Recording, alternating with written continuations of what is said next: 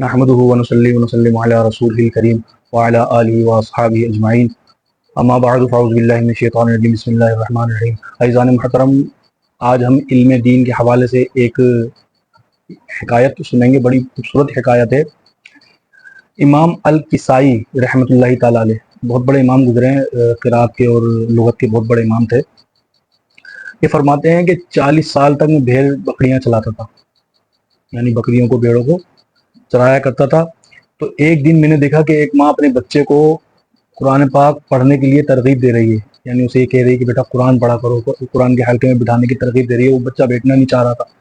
تو ہوا یوں کہ جیسے ہی وہ بچہ امام کسائی رحمۃ اللہ علیہ کے قریب جاتا ہے اور اس کی ماں اسے سمجھاتی ہے کہ بیٹا اگر تو قرآن پاک نہیں پڑھے گا، علم نہیں سیکھے گا، قرآن نہیں سیکھے گا تو اس چرواہے کی طرح تو بن جائے گا۔ تو امام کسائی رحمۃ اللہ تعالیٰ علیہ کو جو ہے نا بڑا دکھ ہوا اور فرمانے لگے کہ یار میری مثال اب جہالت میں دی جائے گی۔ تو آپ نے فوراً سے اپنی بھیڑ بکریاں سب کچھ بیچ کر اور فوراً سے علم دین حاصل کرنا شروع کر دیا۔ اب ہوا یوں، دیکھیں نا، خلوص نیت، دل کا صاف ہونا، یعنی صاف دل سے اگر ہم علم دین حاصل کرتے ہیں تو ہمیں اس کا اجر کیا ملتا ہے کہ آپ لغت کے اور قرات کے امام کہلاتے ہیں۔ آپ کا ایک نام ہے۔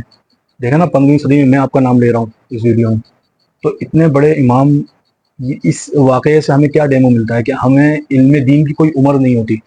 یعنی کوئی شخص اگر یہ کہتا ہو یار علم دین، تو میری عمر نکل گئی، میں 40 سال کا ہو گیا، 50 سال میں کیا علم دین حاصل کروں گا؟ تو یہ جو کیا مطلب سوچنا نا، یہ غلط ہے، یہ سوچ ہی غلط ہے۔ تو اپنی اس آئیڈیولوجی کو ختم کیجئے، اس سوچ کو ختم کیجئے اور اپنی اس سوچ کو چینج کیجئے کہ کوئی بھی عمر ہو آپ کی، 40 سال کی ہو، 50 سال کی ہو، 60 سال کی ہو، 70، کتنی بھی سال کی عمر ہو۔ میں آپ کو ایک بڑی خوبصورت بات بتاؤں، دعوت اسلامی کے ایک مبلغ ہیں بہت بڑے، حضرت مولانا عبدالحبیب اتاری دامت برکاتہم العالیہ، اللہ تعالیٰ ان کا سایہ ہمارے سروں پر قدر قائم رکھے۔ یہ امریکہ گئے ہوئے تھے، تو وہاں پر ایک غیر مسلم نے درس نظامی مکمل کیا تھا۔ پتہ ان کی عمر کتنی تھی؟ 70 سال عمر تھی ان کی، اور ان کو ڈگری دینے والے، سند دینے والے کی عمر ان سے چھوٹی تھی۔ تو علم دین حاصل کرنے کی کوئی عمر نہیں ہوتی۔ یہ واقعہ سنانے کا میرا جو مطلب تھا وہ یہی تھا کہ علم دین حاصل کرنے کی کوئی عمر نہیں ہوتی، اور علم دین حاصل کرنے میں کوئی شرم بھی نہیں ہونی چاہیے۔ تو اللہ تعالیٰ جل جلالہ ہمیں اپنا دین سیکھنے کی توفیق عطا فرمائے، اور اللہ تعالیٰ جل جلالہ اپنے پیارے حبیب صلی اللہ علیہ وسلم کے وسیلے سے ہمارا خاتمہ ایمان پر فرمائے۔ وما علینا الا البلاغ المبین۔